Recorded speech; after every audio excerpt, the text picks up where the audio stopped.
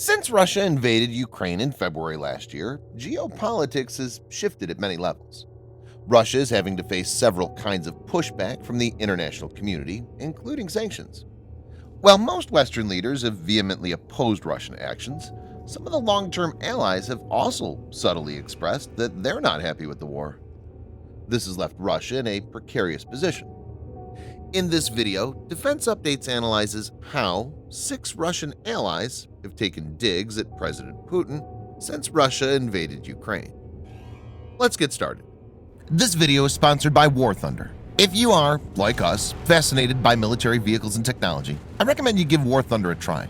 It's a military vehicle combat game which you can download and play for free on PC, PlayStation 4, and Xbox One with cross-platform support. It has a huge variety of more than 1,200 playable aircraft, tanks, helicopters, and ships from the 1930s to the 1990s, which you can take to battle on land, in the air, and at sea on more than 80 theaters of war. War Thunder's been kind enough to offer all Defense Updates viewers a special bonus, which will grant you a free premium tank, aircraft, or ship, and 3 days of premium account time for registering using our link in the description below. So take the plunge and join more than 20 million players from around the world.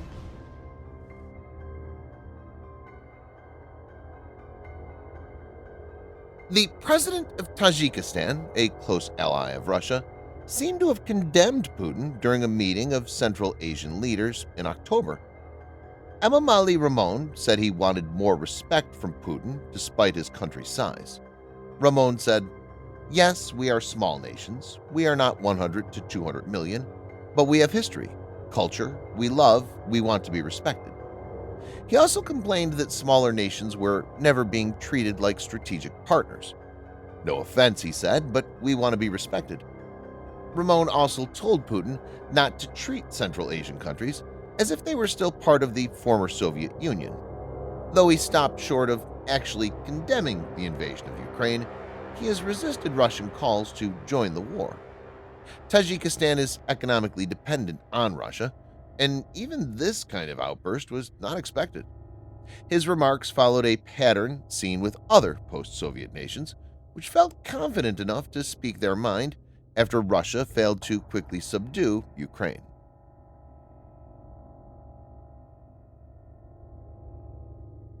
Russia is Kazakhstan's traditional ally and big economic partner, but it's not stopped the country from taking a stance against the war. The country's official position is to call for a ceasefire and a diplomatic end to the fighting. No officials in the country have expressed support for Putin's war. Kazakhstan denied Russia's request to send troops to fight at the start of the war, and it sent a significant amount of humanitarian aid to Ukraine. It has not recognized the Russian-backed, self-proclaimed republics in Ukraine, with the country's president even refusing to do so in front of Putin. While Kazakhstan isn't looking to completely enrage its huge neighbor, it has made its position clear.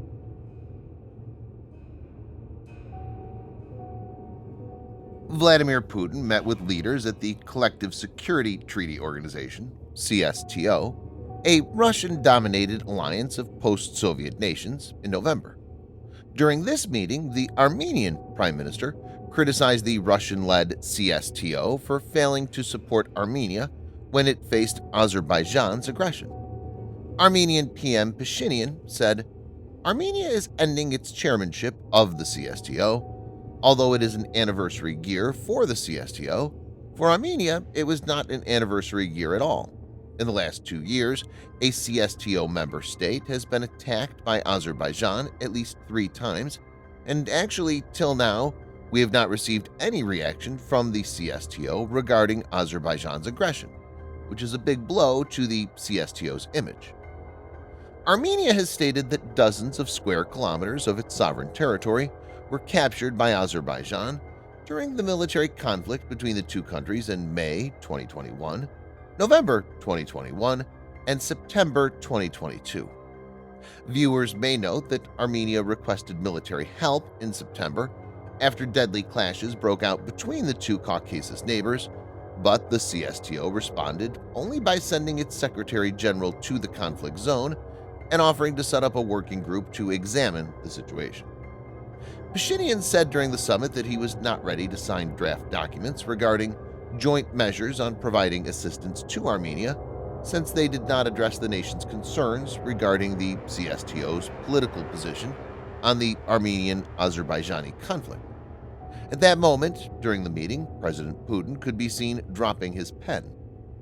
While Pashinyan's complaints were not about Ukraine, the brazenness with which he humiliated Putin publicly clearly showed that the tide has shifted.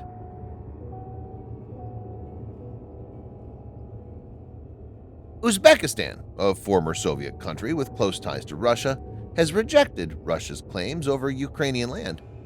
Its foreign minister said in March that the country recognizes Ukraine's independence, sovereignty, and territorial integrity, and did not recognize the regions that Russian-backed separatists declared as republics and Russia then recognized.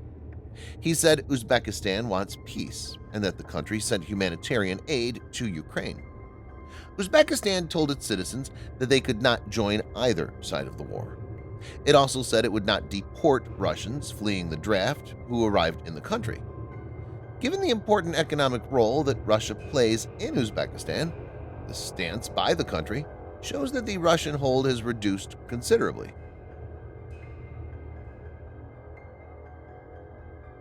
India has been walking a tightrope when it comes to condemning Russia. The country is dependent on Russia for its energy needs, and a large portion of its military hardware is of Russian origin. But still, it's made its displeasure clear. It has sent Ukraine humanitarian aid, and its Prime Minister, Narendra Modi, told Putin at a September summit that, "I know that today's era is not the era for war." This was seen as the strongest assertion condemning the continued violence. The country is typically both an ally to Russia and the West, and it appears to now be trying to exist in that middle ground and position itself as a peacemaker.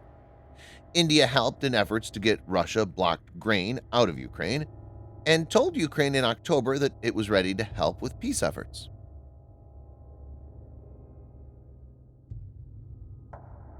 Putin conceded in September that China had concerns about the Ukraine war, telling Chinese President Xi Jinping, "We understand your questions and concerns in this regard."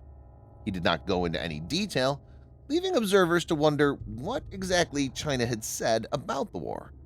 Xi also criticized Russia's nuclear rhetoric in November and said that the humanitarian situation should be improved. But China hasn't gone away as a key economic backer of Russia either and hasn't condemned the invasion in general. Like India, China has been trying to maintain a balance.